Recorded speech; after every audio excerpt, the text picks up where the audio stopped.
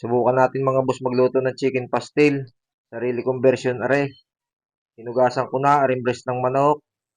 At saka nilagyan ko na ng tubig. Lalagyan lang natin ng pamintang buo. Lalagyan din natin ng konting bitchin para may konting lasa na. Yun, nakulo na. Kaya ating hahanguin na.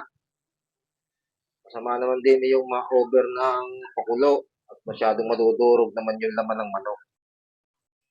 Ating palalamigin lang para mahimay natin. At are, hindi na natin hihintayin lumamig. Ating hihimayin na, tinidor ang ating gamit. Ganyan lang naman maghimay ng manok eh. Pagka mainit, huwag nyo nang gagamitan ng kamay. At kayo mapapasaw, tinidor na lang.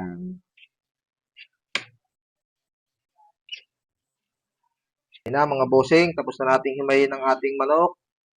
Hindi ko na tinanggal yung ating pinaghimayan at ari naman may mga laman pa. Masisip-sip din mamaya.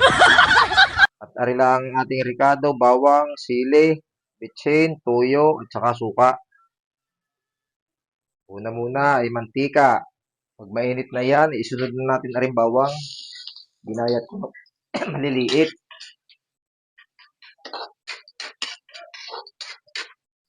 Talagay na rin natin na rin dalawang sili. Ginayat ko din lang ng papagayan. Masarap yung medyo maanghang-anghang. Ari mga boss ay sarili kong version lang ng pagluluto ng pastil. Ari naman hindi pambenta at pampamilya. Kaya bahala na kayo kung ano ang kulang din eh. Basta rin lulutuin ko lang sa aking nalalaman at sa aking panlasa. Pagkagayaan na ang itsura at iglalagay na rin ating ginayat aring ating hinimay. Hinimay na manok.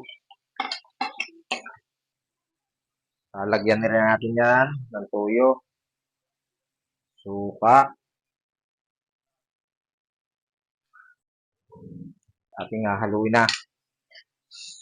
Gisa-gisahin lang natin papagayan yan. Lagyan na rin natin yan ng pampalasa. Konting betsin. Naglagay na rin tayo diyan ng paminta.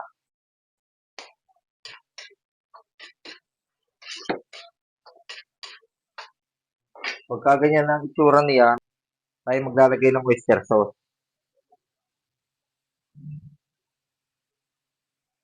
At ating halu-haluin. Ating ipadadry ito. Yung igang-iga. Yan o.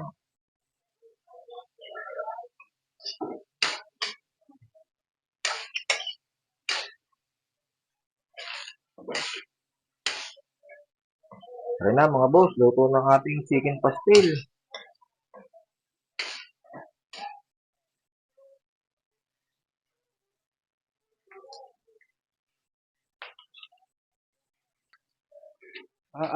Sarap.